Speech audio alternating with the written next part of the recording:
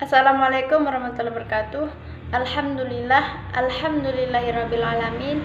Wassalatu wassalamu ala asrofil anbiya'i wal mursalin wa ala alihi wa sahbihi ajmain, amma ba'du. Pertama-tama marilah kita panjatkan puji syukur kita kehadirat Allah Subhanahu wa Ta'ala yang telah memberikan kita nikmat kesehatan dan kesempatan sehingga kita bisa melaksanakan perkuliahan walaupun secara daring. Kedua kalinya, tak lupa pula kita haturkan sholawat berserta salam kepada junjungan Nabi besar kita, Nabi Muhammad Sallallahu Alaihi Wasallam, yang telah membawa kita dari alam yang gelap gulita menuju alam yang terang benderang, dengan kata lain minaz zulumati ilan nur. Yang saya hormati selaku dosen pengampu mata kuliah Sains dan Peradaban Islam, dan yang saya banggakan teman-teman seperjuangan. Nama saya Suhaina Maulani, saya selaku moderator dari kelompok 2. Baiklah, saya akan memperkenalkan anggota kelompok kami, kelompok 2. Yang pertama, Safira Pratiwi, dan yang kedua, Atumilah Titindia Celia. Baiklah, saya akan menjelaskan materi yang bagian A, pengertian dikotomi ilmu.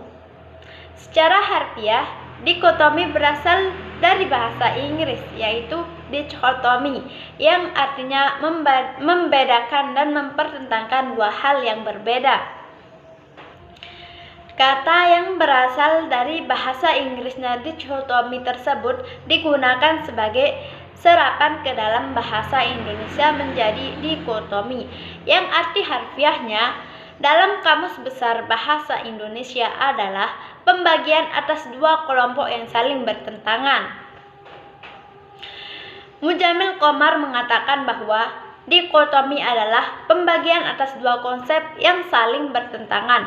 Dikotomi ilmu adalah sikap yang membanding atau membedakan ilmu secara teliti dan jelas menjadi dua bentuk atau dua jenis yang dianggap saling bertentangan serta sulit untuk diintegralkan. Dengan demikian, apapun bentuk pembedaan secara diametral terhadap secara bertentangan adalah berarti dikotomi ilmu, sehingga secara umum timbul istilah ilmu umum, non-agama, dan ilmu agama, ilmu dunia dan ilmu akhirat, dan sebagainya. Materi selanjutnya akan disampaikan oleh pemateri kedua dan pemateri ketiga. Assalamualaikum warahmatullahi wabarakatuh. Perkenalkan, nama saya Atumilah Titinda Celia, NIM 200110048. Di sini saya akan melanjutkan penjelasan dari Suhaina Maulani. B. Akar sejarah dikotomi pendidikan Islam. Dikotomi adalah pembagian dua bagian, pembelahan dua bercabang dua bagian. Secara terminologi, dikotomi dipahami sebagai pemisahan antara ilmu dan agama, yang kemudian berkembang menjadi fenomena dikotomik lainnya. Bagi Al-Faruqi, dikotomi adalah dualisme religius dan kultural. Adanya dikotomi ini dipengaruhi ilmu berimplikasi terhadap dikotomi model pendidikan. Di satu pihak ada pendidikan yang memperdalam ilmu pengetahuan modern yang kering dinilai nilai keagamaan, dan di sisi lain ada pendidikan yang hanya memperdalam masalah agama yang terpisah dari perkembangan ilmu pengetahuan. Secara teoritis, makna dikotomi adalah pemisahan secara teliti dan jelas dari satu jenis menjadi dua yang terpisah satu masa lain, di mana yang satu sama sekali tidak dapat dimasukkan ke dalam yang satunya lagi, dan sebaliknya. Pendikotomian ilmu yang pada awalnya memang merupakan tradisi Islam lebih dari 1000 tahun silam, tidak menimbulkan terlalu banyak problem dalam sistem pendidikan Islam. Hingga sistem pendidikan sekuler Barat diperkenalkan ke dunia Islam melalui imperialisme. Hal ini karena sekalipun dikotomi antara ilmu agama dan non-agama itu telah dikenal dalam karya-karya klasik seperti yang ditulis Al-Ghazali dan Ibnu Khaldun. Ia tidak mengingkari tetapi mengakui validitas dan status ilmiah masing-masing kelompok keilmuan tersebut. Berbeda dengan dikotomi yang dikenal di dunia Islam, sains modern Barat sering menganggap rendah status keilmuan ilmu keagamaan. Ketika berbicara hal-hal yang gaib, ilmu agama tidak bisa dipandang ilmiah karena sebuah ilmiah baru bisa dikatakan ilmiah apabila objek-objeknya bersifat empiris. Padahal ilmu agama tentu tidak bisa menghindari dari membicarakan hal-hal yang gaib seperti Tuhan, malaikat, dan sebagainya sebagai pembicaraan pokok mereka. Misalnya, dalam perkembangan pendidikan Islam, dikenal beberapa jenis tempat belajar atau lembaga, kutab, masjidkan, dan madrasah yang hanya memprioritaskan pengajaran ilmu agama saja. Sedangkan teologi dan filsafat tidak tumbuh sebagai bagian dari kurikulum pendidikan karena pada periode ini komunitas muslim yang soleh menerima sepenuhnya ajaran Islam tanpa reserve. Beberapa pada masa kejayaan Islam, ilmu pengetahuan baik yang umum ataupun sama-sama mendapatkan kedudukan yang tinggi di masyarakat hingga banyak agamawan juga berprofesi sebagai saintis. Dalam kajian historis, dikotomi ilmu mulai muncul bersamaan atau tidak-tidaknya beriringan dengan masa Renaissance di Barat. Pada 5 abad pertama Islam, abad ke-7 sampai 11 Masehi, para ilmuwan Islam tidak mengenali peridikotiman ilmu. Karena pada saat itu ilmu mengetahui berpusat pada individu-individu, bukannya sekolah-sekolah. Kandungan Islam juga bercirikan usaha-usaha individual seperti yang dikemukakan di atas. Kemunduran Islam dimulai ketika kejatuhan Baghdad di timur 1258 Masehi dan Cordova di barat 1236. Masa kemunduran ini dikonotasikan dengan kemunduran pendidikan yang ditandai kemunduran intelektual. Pada perkembangan selanjutnya yaitu pada akhir abad ke-11 menjelang abad ke-12 Masehi, dikotomi ilmu mulai menjangkit Islam. Pemisahan antara ilmu agama dan umum mulai digencarkan, yang pada saat itu beberapa proses dan penyebaran pendikotomian ilmu telah ditemukan. Madrasah yang secara luas didasarkan pada sponsor dan kontrol negara umumnya telah dipandang sebagai sebab kemunduran dan kemacetan ilmu pengetahuan dan kesarjanaan Islam. Tetapi madrasah yang kurikulumnya yang terbatas hanyalah gejala, bukan sebab sebenarnya dari kemunduran tersebut. Walaupun tentu saja ia mempercepat dan melestarikan kemacetan tersebut. Karena memang kurikulum pada saat itu hanya terbatas pada ilmu-ilmu agama saja, sehingga ilmu-ilmu non-agama tidak diajarkan, sehingga umat Islam mengalami kemunduran dalam bidang pengetahuan dan peradaban, karena ilmu-ilmu agama cenderung mengajarkan hubungan vertikal saja. Misalnya pada madrasah Nijamiyah, bahwa apa yang diajarkan di dalamnya masih terbuka untuk didiskusikan. Yang perlu dicatat adalah pada masa itu ada dikotomia antara ilmu agama dan non-agama. Kemenangan Sunni pada masa ini diikuti dengan apresiasi semangat pencarian ilmu secara umum. Hal ini berarti bahwa ilmu-ilmu non-agama mutlak tidak diajarkan di sana. Apabila kita analisis secara mendalam, ada beberapa faktor penyebab terjadi dikotomi ilmu pengetahuan dalam peradaban Islam yang pengaruhnya dirasakan sampai sekarang, dan adanya dualisme pendidikan.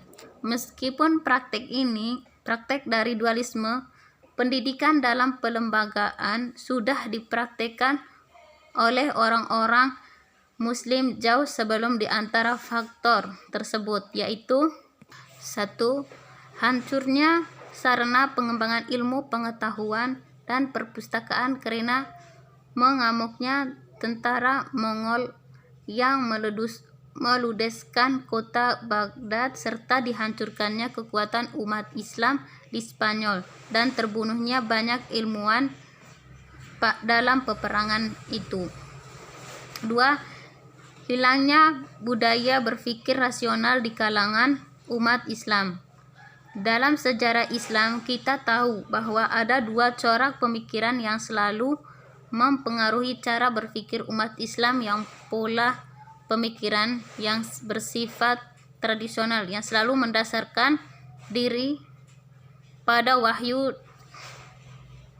yang kemudian berkembang menjadi pola pemikiran sufistik atau pendidikan sufi yang memperhatikan aspek batinia, sedangkan pola pikiran yang rasional yang mementingkan akal pikiran menimbulkan pola pikiran empiris rasional yang sangat memperhatikan pendidikan intelektual dan penguasaan material.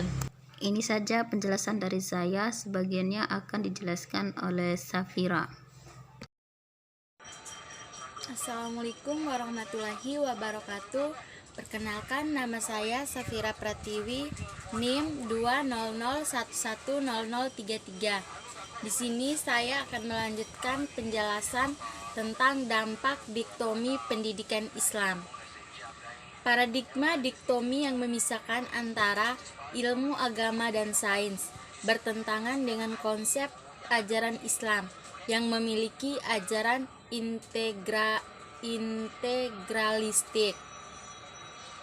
Islam mengajarkan bahwa urusan dunia tidak terpisah dengan urusan akhirat. Implikasinya, bila merujuk pada ajaran Islam, sains seharusnya dipahami sebagai bagian yang tak terpisahkan dari ilmu agama. Karenanya, bila paham diktomi dipertahankan, maka output pendidikan tersebut akan jauh dari cita-cita pendidikan Islam itu sendiri. Salah satu dampak negatif adanya diktomi sistem pendidikan adalah munculnya ambivalensi orientasi pendidikan Islam. Sementara ini, dengan pendidikan agama masih dirasakan adanya kekurangan dalam program yang diterapkan, misalnya dalam bidang muamalah, ibadah dalam arti luas, yang mencakup penguasaan berbagai disiplin ilmu dan keterampilan. Terdapat anggapan bahwa seolah semua itu bukan merupakan bidang garapan Islam, melainkan bidang garapan khusus sistem pendidikan sekuler. Hingga saat ini, boleh dikatakan bahwa dalam sistem pendidikan kurang terjadinya perpaduan atau usaha integralisasi. Kenyataan ini diperburuk oleh ketidakpastian hubungan antara pendidikan umum dan pendidikan Islam. Bahkan hal itu ditunjang juga oleh kesenjangan antara wawasan guru agama dan kebutuhan anak didik, terutama di sekolah. Pengaruh-pengaruh negatif yang diakibatkan oleh sistem dualisme pendidikan tersebut sangat merugikan dunia pendidikan Islam. Kemajuan pendidikan nasional diakui atau tidak telah mempengaruhi sistem pendidikan Islam. Akibatnya, terdapat kecenderungan umat Islam memilah-milah mana ilmu yang boleh mereka pelajari dan mana yang tidak ilmu mereka mempelajari. Ilmu yang diambil langsung dari Al-Quran dan hadis dapat dipelajari dan dipandang sebagai struktur ilmu Islam. Sedangkan ilmu yang bersumber dari alam dari masyarakat hendaknya ditepikan dari struktur ilmu pengetahuan dan dalam Islam.